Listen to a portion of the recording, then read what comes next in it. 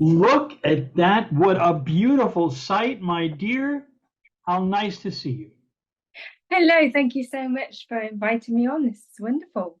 It's great to see you. Ladies and gentlemen, I have an extraordinary poet with me today, a woman of such talent, such beautiful voice, a woman whose poetry inspires so many of us. Let me introduce the fantastic Charlene Phare here on Poets of the East. Welcome, Charlene. Hello, thank you so much. I'm highly honoured to be here, and it's great to meet you. Thank you, Richard. It's my pleasure. My pleasure.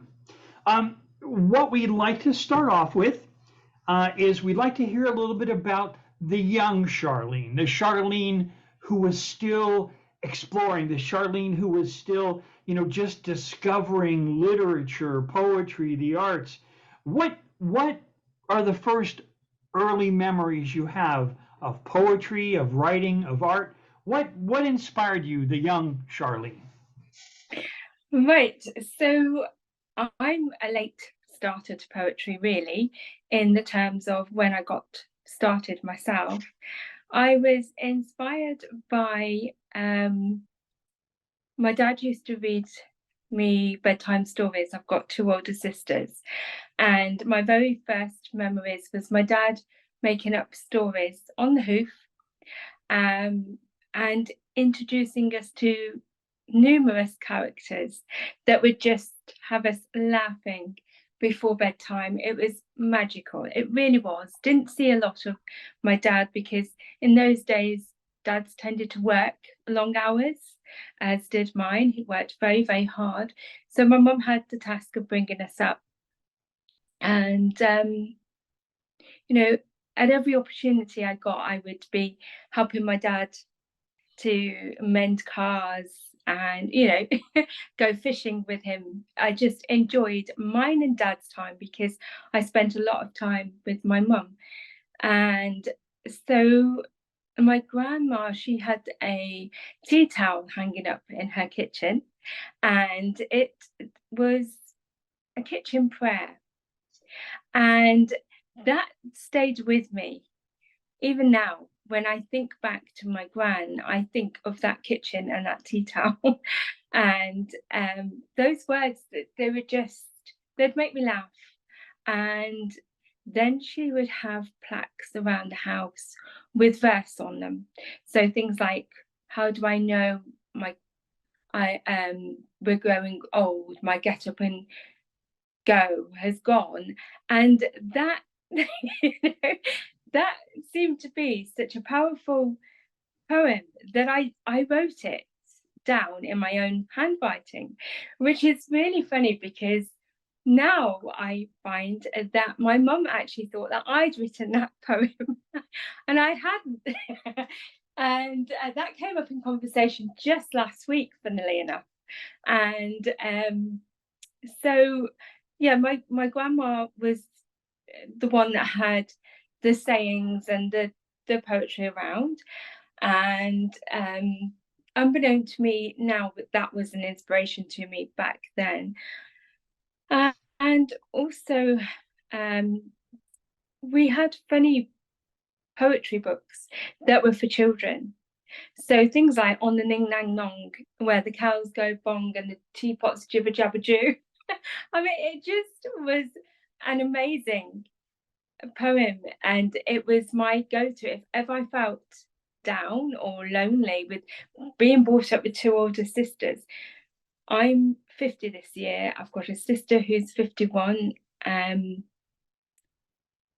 next month, and I've got another sister who's 52 next month. So we were close together in age, but probably not as close together in with playing with each other.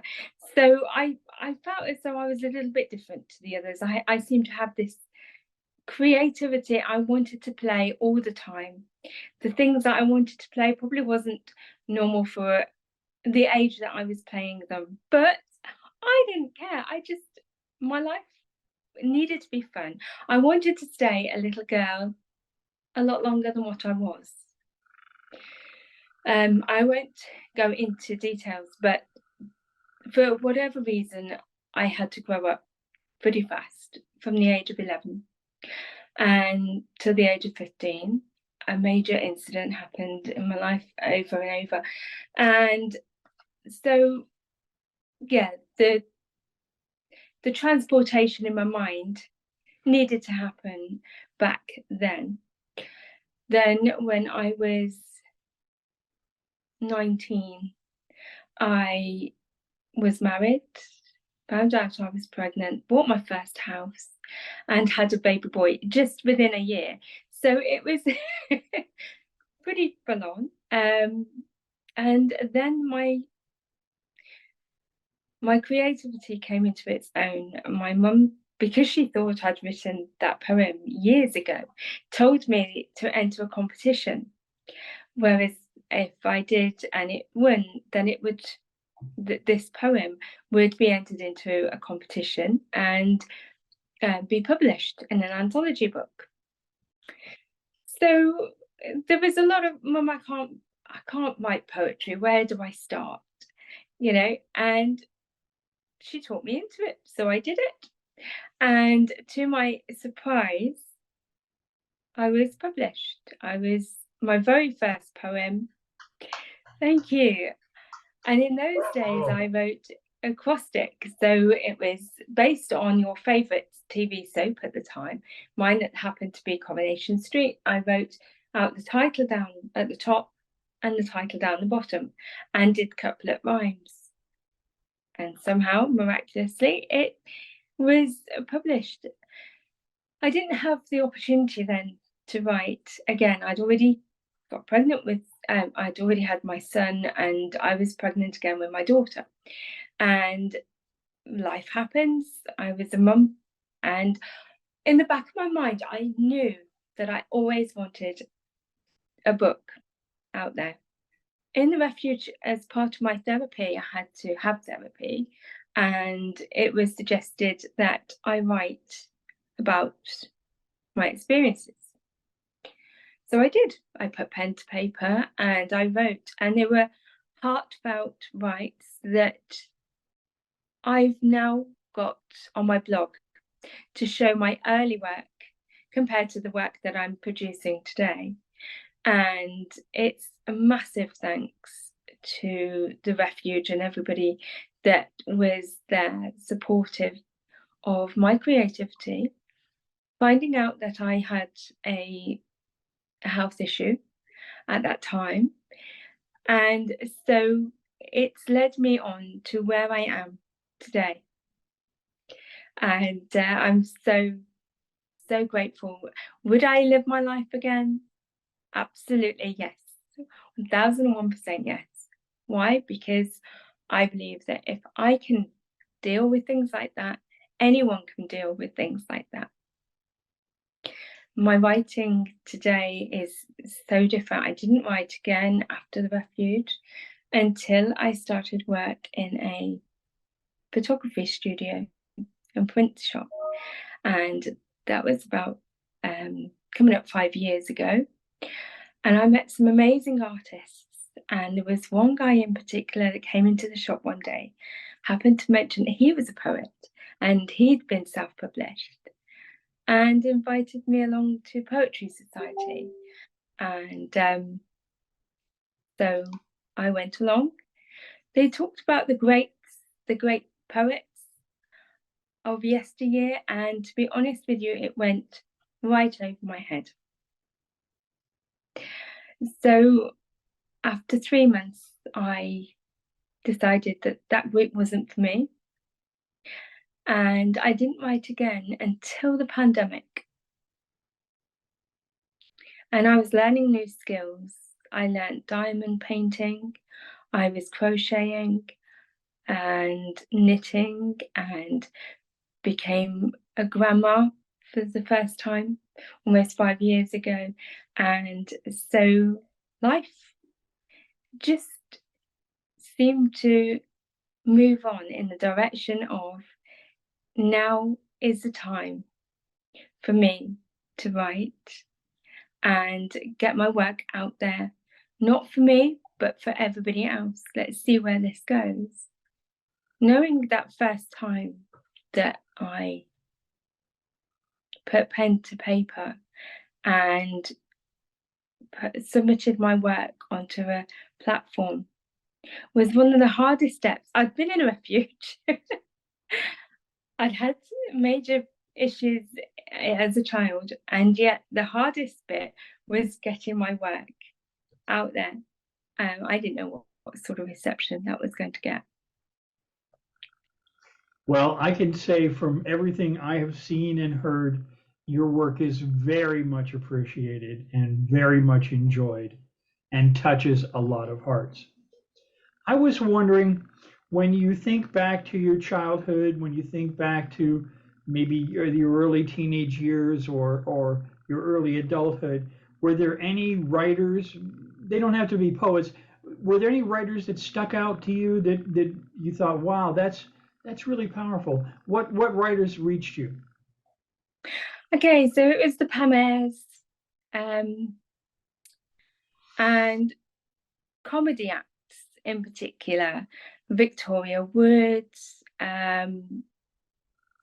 There was a guy called Richard Digance who used to write his own lyrics and play his guitar along with another fabulous comedian, Jim Davidson, that stuck in my mind. And I had the opportunity to meet Richard Digance last weekend by sheer luck. I was given free tickets to go along to a venue not very far from my house, and I was absolutely thrilled. Richard Digance was going to be performing, and I got a chance to talk to Richard in the interval, and he'd been talking about who had inspired him as a child. And I had the opportunity to say, well, actually, I now write poetry and lyrics.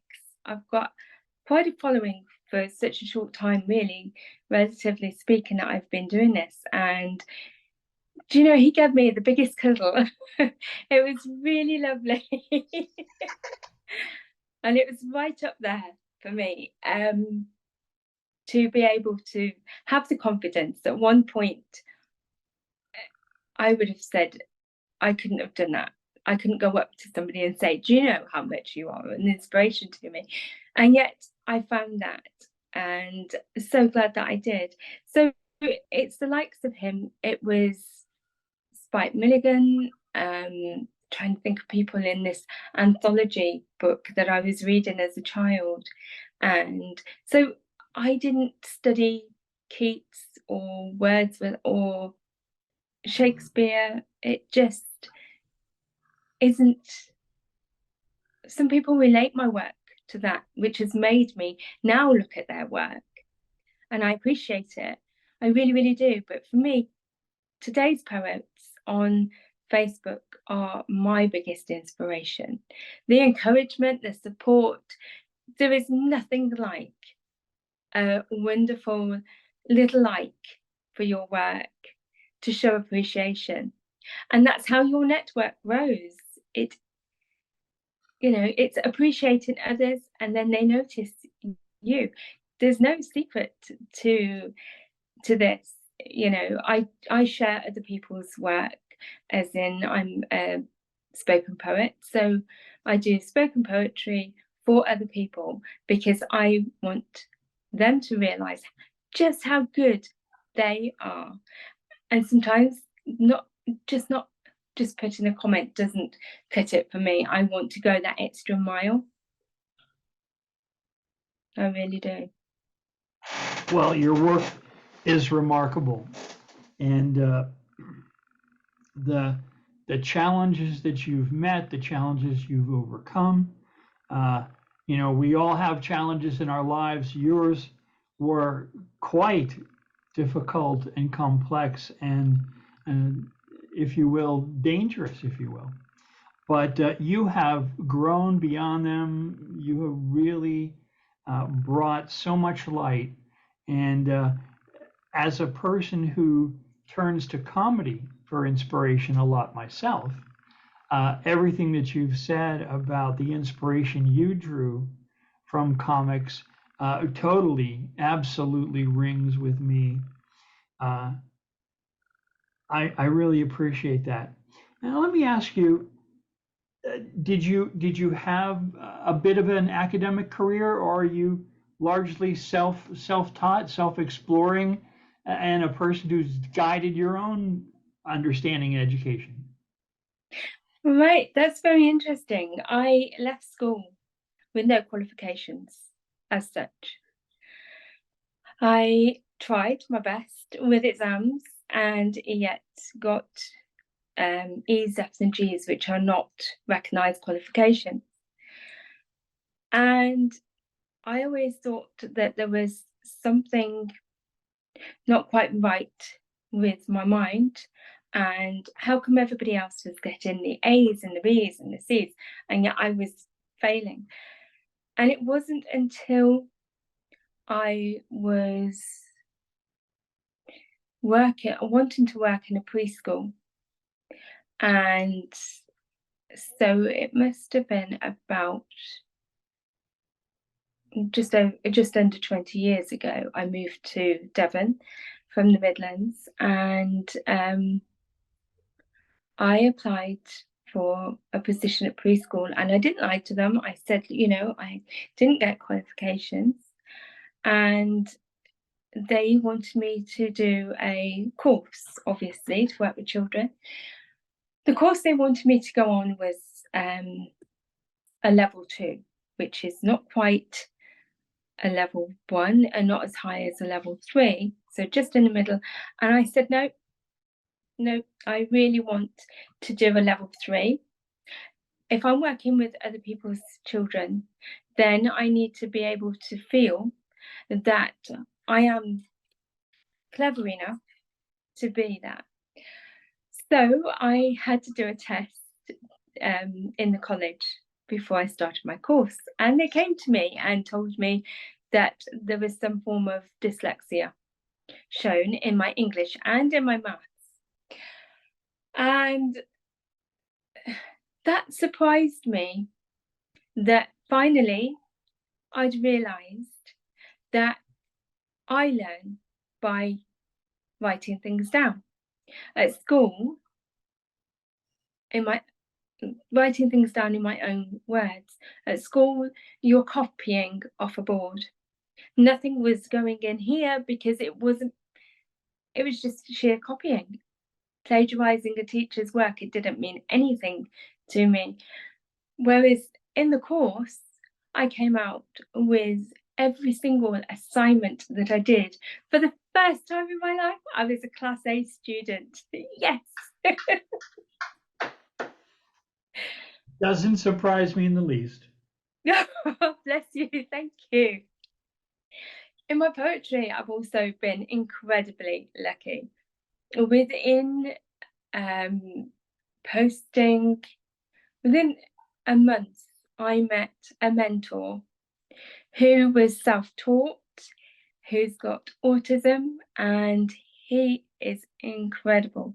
And he actually took me under his wing, and I happened to ask him just one question one day that blew him away, because he'd offered to help so many people. And that question was, how can I improve? And let me tell you, he didn't hold back. He did it in such a lovely style that he spent hours going through rhymes, the flow of pieces, and we ended up inspiring each other incredibly. And so, I learned how to do collaborations with others, and I enjoy doing that. I learn from them, they learn from me, and so on and so forth. It's just an amazing journey. All right, let me ask you this. You spoke about how during the COVID period, you really began to blossom, and I can appreciate that. Many of us have made global connections, met wonderful souls across the world people we wouldn't have otherwise met due to this interesting, both wonderful and horrible thing we can call COVID, right? Um, if you were to think back, what would you say the most wonderful thing about COVID was?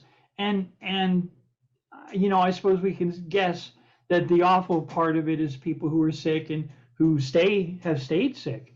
What are some of the good things that you have seen in this post-COVID world? The positivity, absolutely positivity here in the streets. When you'd go on your daily walk, you'd see posters up in windows with, I put up one myself with rainbow designs, sort of thanking key workers and saying things like, don't think about what you can't do, focus on the things that you can. And that stayed with me. It was hard not being able to see my grandchildren or my grandson at the time. That was so hard. And yet he'd led himself at the tender age that he was, that when Nanny and Grandad walked round to see him at his house, he'd put his little hand up to the window. I hadn't taught him that. My daughter hadn't taught him that. Where did that come from? It's a dreadful illness, and people were worried, were scared. There was no way out. There was nowhere to go. You were being told to stay indoors. It was a silent disease, so we didn't know whether, even if we'd got it or not. We didn't know whether we'd touched it on our walks and yet somehow we had to still connect. We're only humans. We all need that human attention. And so for me, and I think many others, we turned to social media to network and build up others, keep each other's going, because it was such a tough time. When you think back to the Charlene pre-COVID, and now this wiser, more blossoming Charlene now, 3 years later, what lessons have you drawn? Oh, so many. Be on your guard. You need protection, because unfortunately the world is a cruel place. You've got the sea that is so inviting, so dazzling. The sun is gleaming down, and yet beneath that ocean are lost souls. Life is like the sea. People can be very dangerous, and they can be very on the other end of the spectrum, as your wonderful self. Just so endearing and a delight to be around. For me, learning about people, that's been tough time, a really tough time. One of the things that I find so interesting about post-COVID time, or COVID time and beyond, is that relationships, which used to occur because of proximity, because we bumped up against each other IRL in the real world, now so many relationships have nothing to do with proximity. But at the same time, because we're human, because we have that need to interact, that need to participate, that need to share what we have. in a way, to me, there's much more depth in our interactions because I'm not talking to you because we bump each other in a chair, in a bus, or in a train station, or in an airport, or in an office. We are meeting as minds. We're meeting as a sensitivity, as a in a worldview, a poet's view. Oh, God bless these marvelous poets. Um, it seems to me that we're connecting on a far deeper level than we might connect if we bump into each other in an office. We attended a meeting. Yes, it's true. There are times when eyes meet across a table and there's a spark and there's a sympathy and all that stuff. I totally appreciate that. That is what we have known for 5,000 years lately. But this post-COVID world, where really our minds are touching, our sensitivities, our that sense of ourselves that we want to share, whether, as you point out, for good or ill. But we it seems to me we're engaging on a deeper level with so many more people. Yes, I think the words that we write are very relatable in many ways. And so we do connect. And I think you do see that sensitivity, the vulnerability, the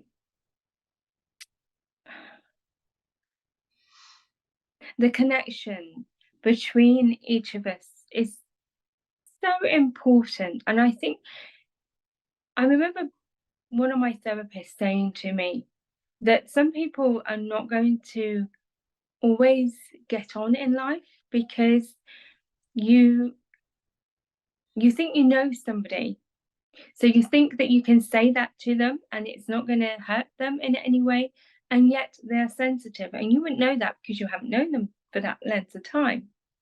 So therefore this relationship can't go any further. And I think as poets I see connections, as we all do, and I'm disappointed, I guess, in a way, of how some people can treat others.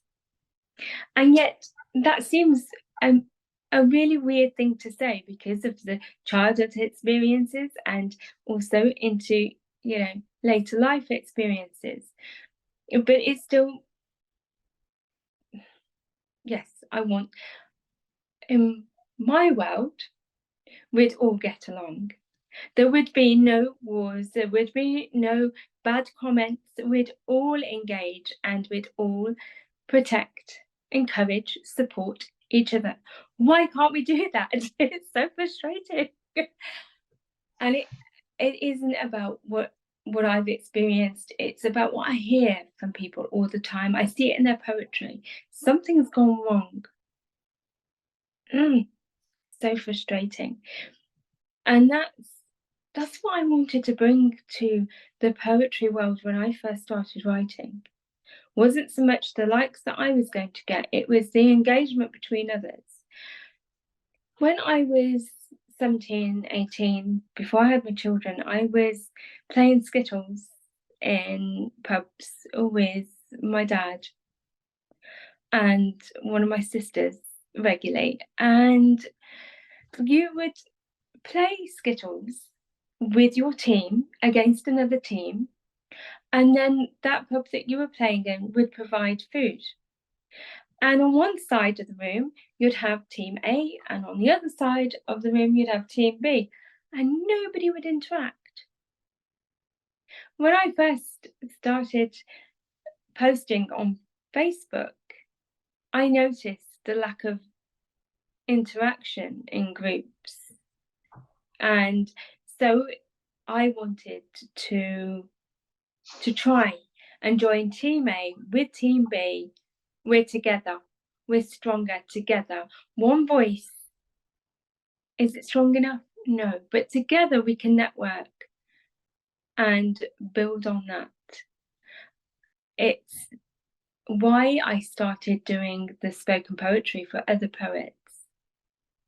And now I see others doing the same, and it is fantastic. Get on board, even if you're reading your own poetry. It's fantastic because it's showing me that your confidence is growing, because at one time you were like me. There was no way that you'd be able to do that. It's great. I'm going to do something a little unusual. Normally, I have my poets who talk a little bit about themselves and then read their work. I am inspired to share a COVID poem with you because I think you'll appreciate it. And then I'll ask you to read some of your work. We've gotten to a wonderful place in our conversation. Um, you said several things about the COVID experience that I find very, very interesting. And let me share this one. This is called, oh, where is it? There we go. It's called Down from the Trees.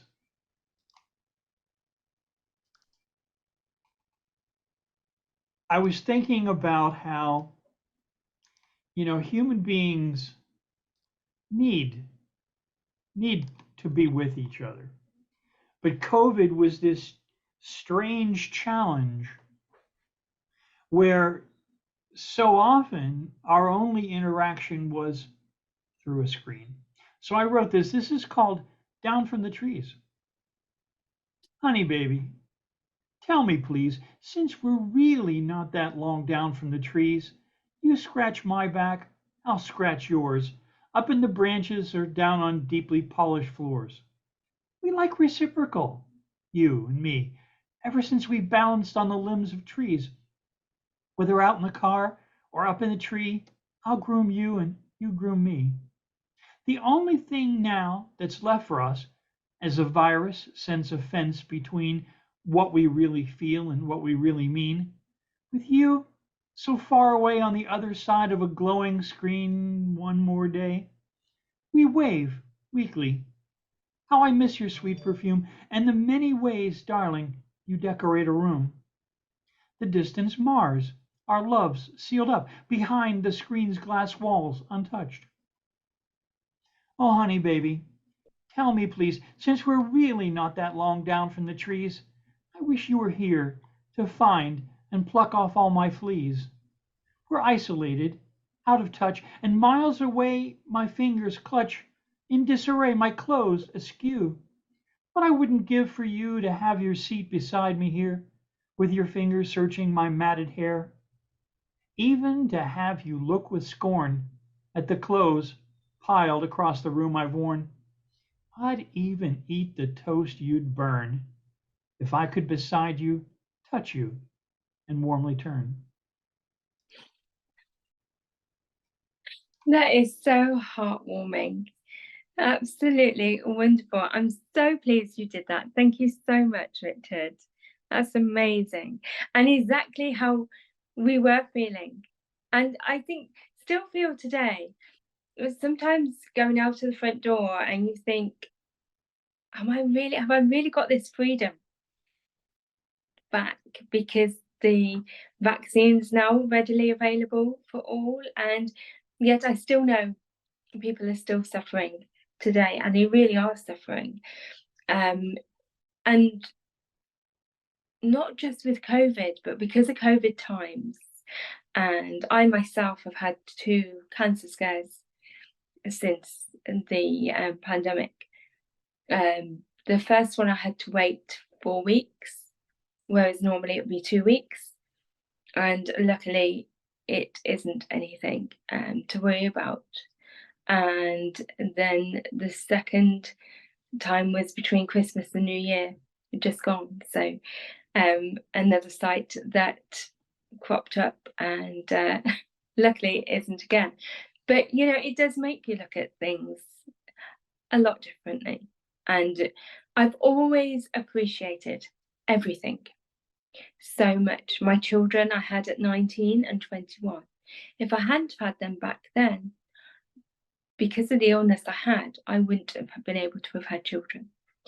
So I absolutely was so ready for children at that age. I look at young mums now and think, wow, I must have looked really young. But I embraced my children, especially through the divorce, brought them up for 7 years on my own, and yeah, sorry, I digress. But yeah, Okay. It's okay. All right, now we've heard a little bit about your story. We know a little bit more about you. Would you read some of your work for us? I would absolutely love to. Thank you so much. I'm actually an ambassador for a publisher that has happened to publish my work, and I'm currently working with them at the moment. They've produced these wonderful books for charity, Save the Children Fund. So that these are still on sale today, and I'm going to read the poems that I've had published in these wonderful books, because Save the Children is very, very special, close to my heart as a charity.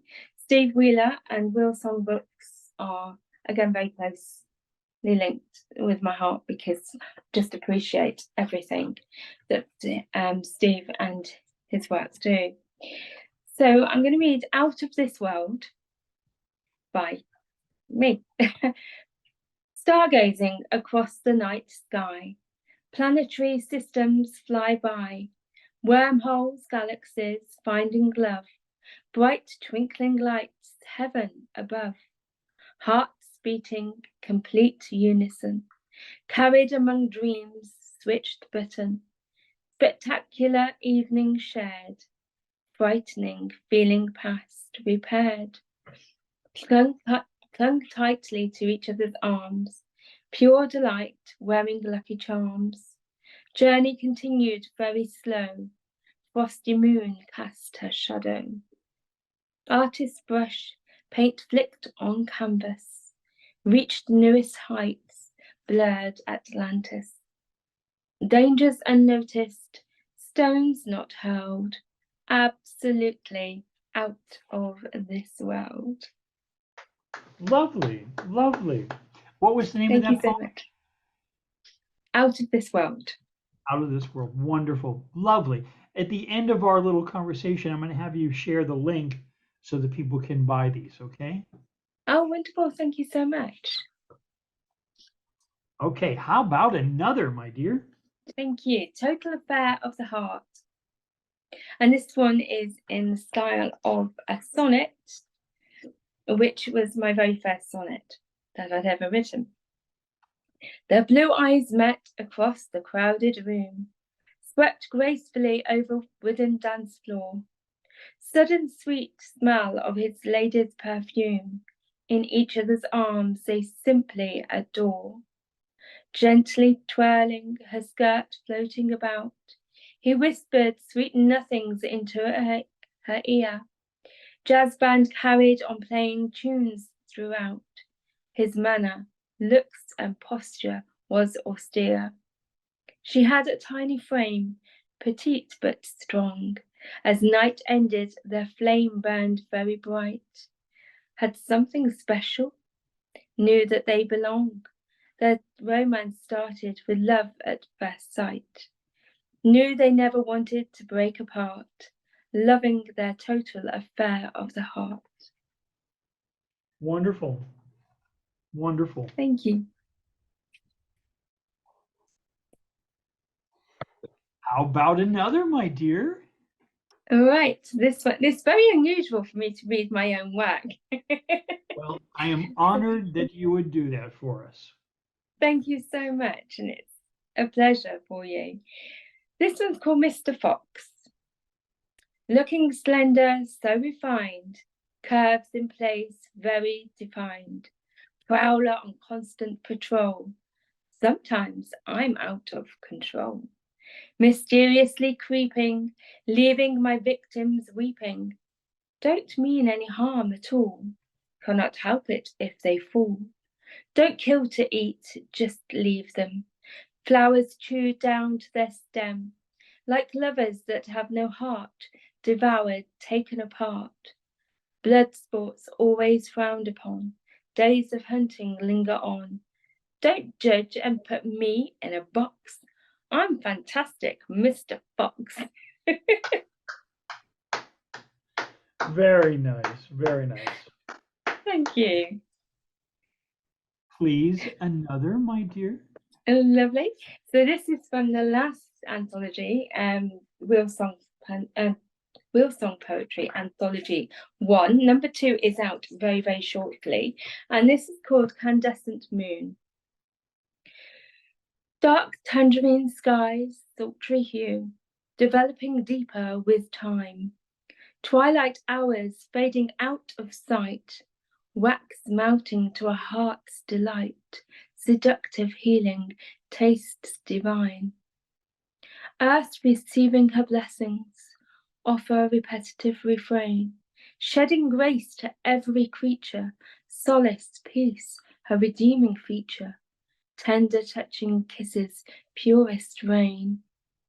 Eventide, solitude, thoughts bestowed, glorious elements emulated, translucent clouds strongly embellished, ever-changing seasons replenished, love for Mother Nature's she's cherished, temperature levels regulated, panoramic views atmospheric, electric ambience created, rolling tides interrupted silence, stunning beauty, complete decadence, denying any contrivance, leaving onlookers breath abated, shadows formed over the horizon, tricolored picture brightly shining, gradual transformations underway, sun setting from just another day, world slumbering, having to convey, harmoniously combining, striving to release own dreams,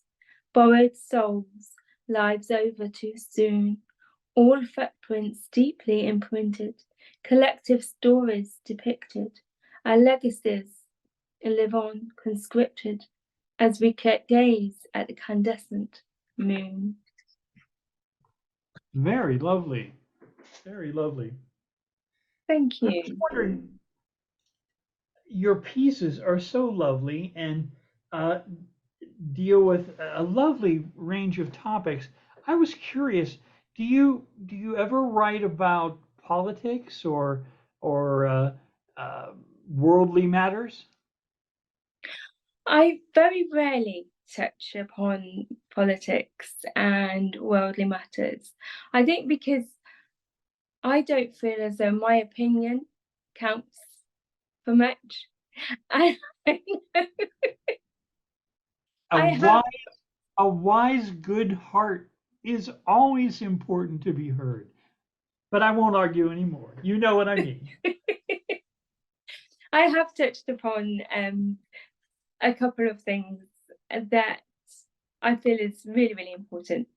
And I do think that if politicians were poets, a lot more would be done. Wow, you got that right. You got that right. Absolutely. Well, please read another, my dear. Thank you. This one is called Cinnamon Dreams. Mm. Cinnamon dreams, savory with sweet, warm, delicate tones permeating, smoother than chocolate, delicious treat.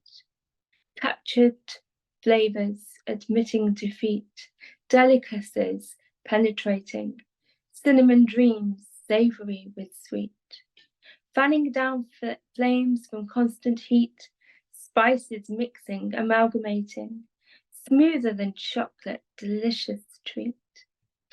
Drifting aromas subtly repeat, sugared rush, sudden palpitating, cinnamon dreams with savory with sweet, burning desires never will retreat, divine taste devours, salivating, smoother than chocolate, delicious treat, enhanced condiments, meal complete, the hungry eyes exaggerating, smoother than chocolate, delicious treat, cinnamon dreams, savory with sweet.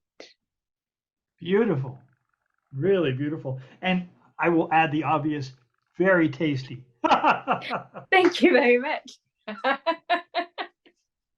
Well, that brings me to one of mine. I would like to share another one of mine. Please do. This is about that feeling that so many of us have from time to time about somebody dear. You know, gosh, we wish we were together, but. So this is called If You Were in Oslo. Oh, if you were in Oslo, I couldn't wait. Or go slow if you were in Vienna, I would rush to being with you. If you were in Madrid, let me tell you, kid, if you were in Rome, I'd make you feel at home. If you were in Bern, oh, that's all I'd have to learn. When you were in Shanghai, I would never ask you when or why. If you were in Johannesburg, I'd tell you all the things I heard. If you were in Singapore, quick as an email, I'd be at your door. If you were in Rio, I'd be so very glad to see you. If you were in Vladivostok, I'd let you pull my stockings off. If you were in Minsk, you would really be convinced. But if you were in Marseille, I'd say that's all there is to say. If you rested in Beirut, I'd demand to ply my suit. If you came to Dubai, you'd never have to ask why. And if you were in Shannon, I'd be there like a cannon. But no matter where, it's in the heart. That's where the journey starts. Oh, wow. I adore that. That is my kind of poetry. It really is wonderful. Thank you so much for sharing that. You're very, very welcome. Okay, another one of Charlene's, please. Okay, this is called Natural Fractals. Great name. Souls inner patterns revealing, pulses, waves, connectivity, Pandora's box concealing, solitude, complexity, pulses, waves, connectivity, blood rushes urgently through our veins, solitude, complexity. Yet our natural fractals remain. Blood rushes urgently through our veins, adrenaline a steady pump, yet our natural fractals remain. Riding waves, the occasional bump, adrenaline a steady pump, intricately designed machines, recovering from every bump, continuing with our own routines, intricately designed machines. Destiny struck its final blow, continuing with own routines. Internal love natured grow. Destiny struck its final blow. Visions could not be retracted. Internal love had to grow. Black merged with white contrasted. Visions never to be retracted. Dispersed den of iniquity. Black merged with white contrasted. Replenished stores of serenity. Lovely. Lovely. I really like the merging of science and romance, let's say. It's a subject that is very dear to my heart. I am a huge enthusiast for science. Uh, if I had a second or third life, I would lead a one of just research. I've had the great good fortune to work in both engineering labs and medical labs in a research capacity, and it's something very dear to my heart. Um, I'm going to go ahead and read you one more, okay? Please do. This is one of my science poems, and it's one that just it makes me laugh all the time. I was uh, I was listening to the radio one day, and when I was listening, I heard this news story that I found absolutely shocking. I have always loved archaeology and the ancients, the study of the ancients, right? Both history and biology. And I heard a story that scientists, as they reviewed the scientific record, had come to the conclusion, now I hope you're sitting down, that what they've been calling the Brontosaurus, right? Brontosaurus, everybody knows a Brontosaurus, can picture it, that what they've been calling the Brontosaurus doesn't really exist. But what exists, what they've been calling brontosauruses are actually merely teenage diplodocuses. So they've come to the conclusion that the Brontosaurus never existed. Now, I'm sitting there and I'm a science enthusiast, okay? I just love that stuff. Biochemistry, biology, biophysics. It's just intriguing stuff from viruses to the macroscopic, right? But I thought, it's one thing to be extinct, right? We've made our accommodations with creatures that are now extinct. Gotcha. Yeah. But to be robbed of even extinction, that's horrible. So Absolutely. I wrote this. I was full of umbrage. The Bronto, I never saurus. Oh, Bronto, so sorry, Saurus, not once but twice removed from us, not relinquished to museum rust, not languished, piano weary, neath a veil of dusk, must while away the hours you trust, for far away from us, you twice. It isn't really very. Not only do you no longer live, not now, in even that slim aware must give no live, because they said you never did.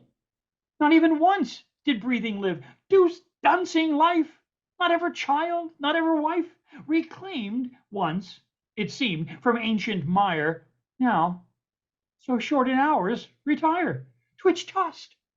Great long-tailed beast, 500 tons, weaving through our imagination, your lumberings come. We thought you dumb. We saw you 10 elephants long. We never thought you hadn't come. 'Twas said, 'twixt head and tail, a bristly bundle of fibrous fun, you drove 2 brains instead of 1. But you cheated death. You cheated grave. You never even really came. A misided, they now are knowing, heard from scientific newscasts crowing, now they know, now seem saying, those in whose minds you once seemed playing, 200 tons, a slowly moving mountain of mistake. You didn't nuzzle the reeds at the lake. You didn't puzzle at volcanic passion. You didn't stumble through the marshy morning while munching grasses muffle yawning. You didn't hug the sunlight's strength. You never stretched your tail its length. If you live, lusty, longer in the mind of those to whom the thought of Bronto comes, small pleasure this, then take it, comes. You're honored here, if ever future number, ancient fossils done. The Bronto, I never saw us.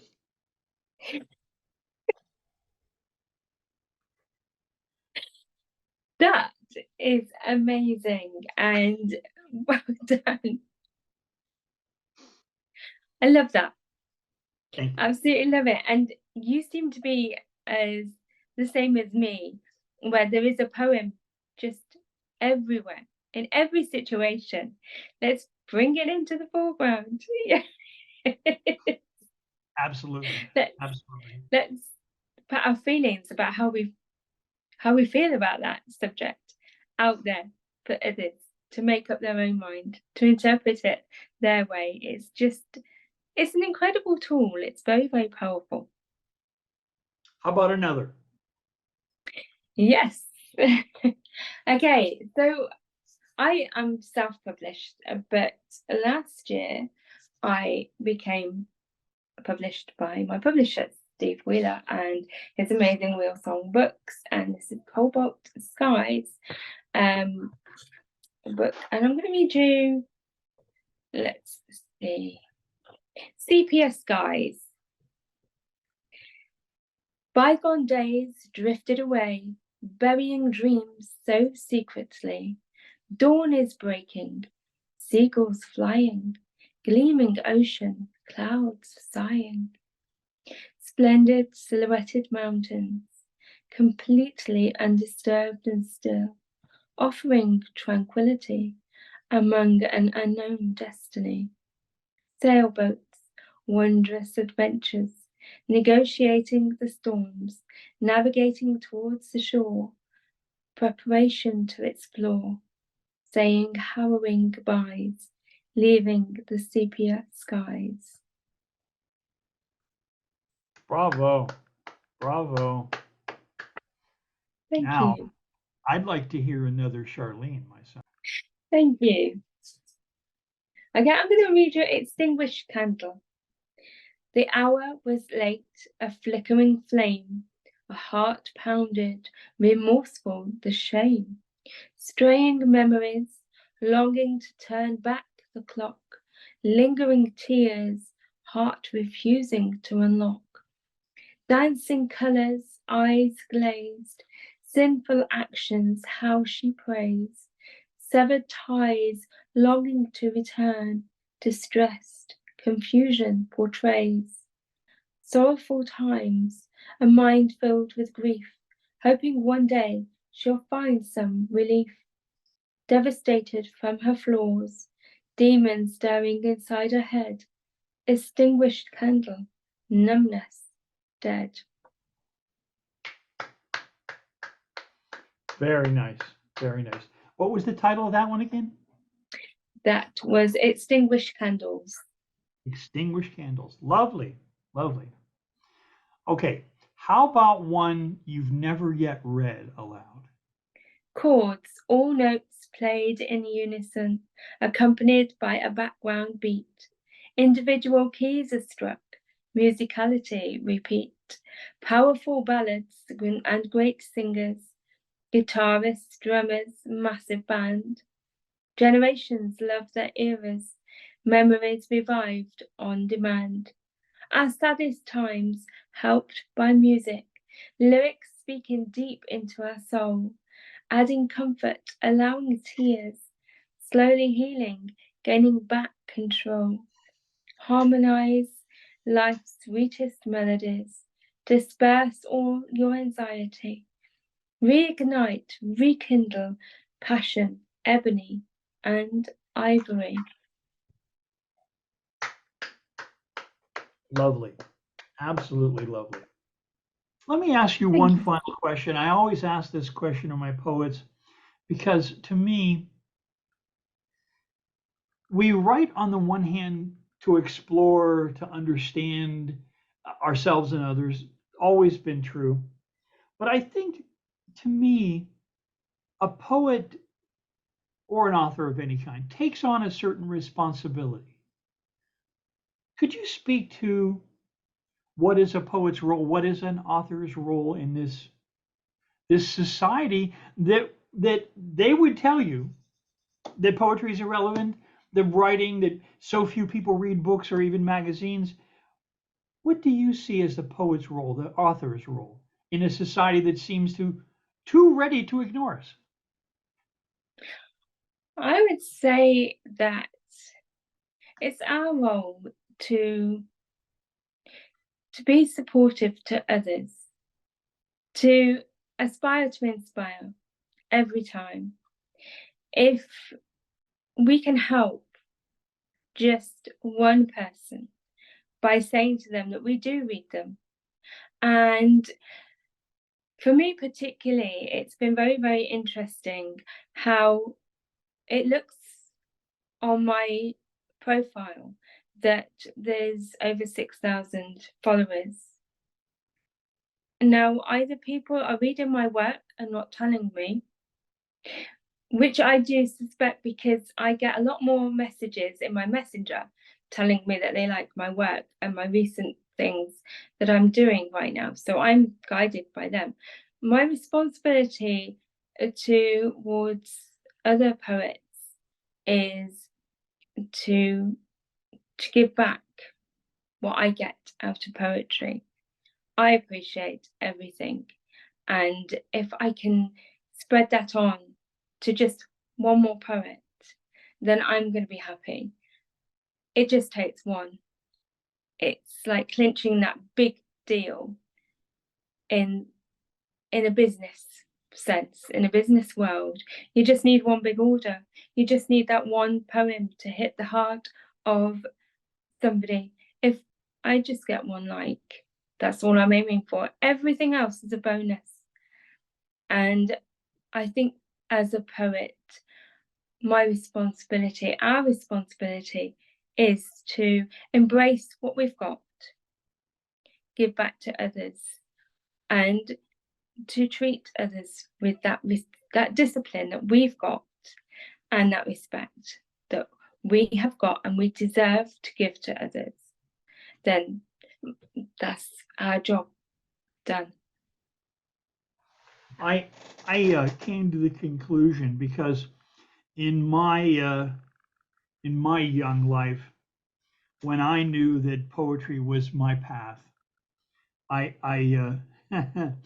was told in no uncertain terms that this was absolutely the most frivolous thing. And when I reflected on that, my response was this: at football games, and we know football is really important to our culture, they chant poetry. Okay? Yeah. In sports events, they chant poetry. I know, I've heard it. In the military, which is so serious and so, oh my God, so important, they chant poetry. Now, it's ugly, horrible stuff, but they chant. When they're selling you merchandise, they use poetry. Yes. When the pop singers who are so important and so valuable, how do they sing to us? They sing in poetry. Absolutely. So when someone says to me poetry is completely irrelevant, I think the evidence is to the contrary. Definitely. It's incredible, isn't it? I'm a lyricist as well, so I've actually got 2 songs out on YouTube, and I do positive posts on Facebook as well, trying to just spread positivity vibes in a world where I read desperation, dark times all the time. And in fact, one time I did put something like, so you're not reading poetry, and yet you listen to songs. What are songs? They are lyrics. No, it's important, absolutely important. It's the difference between being motivated to do something. You know, if I'm going to clean the house, I'll put on music. If I'm taking myself into my own zone, I'll write a poem. I write a poem every day, just for me, just to give me a little bit of escapism from the crazy goings on all around. And, you know, it's so important. It really is. Well, if you'll let me compliment you, I want to say this. For a person who's had many difficulties, many challenges in your life, you have made great wine from that pressure. You have distilled those challenges into beauty, into learning, and you have kept a marvelous blooming heart. Thank you for being the person that you are. I'm speechless, so I really don't know what to say. Thank you so, so much. It's been an absolute pleasure, honored to be here. It's amazing. Thank you. You're amazing. Well, I feel the same way, my dear. You are a gifted poet with a wonderful, beautiful heart. And I wish you many, many years of happiness surrounded by people who really care for you. Thank you so much for joining me. Thank you. Thank you so much, Richard. It's been amazing. Thank you. Take care. You too.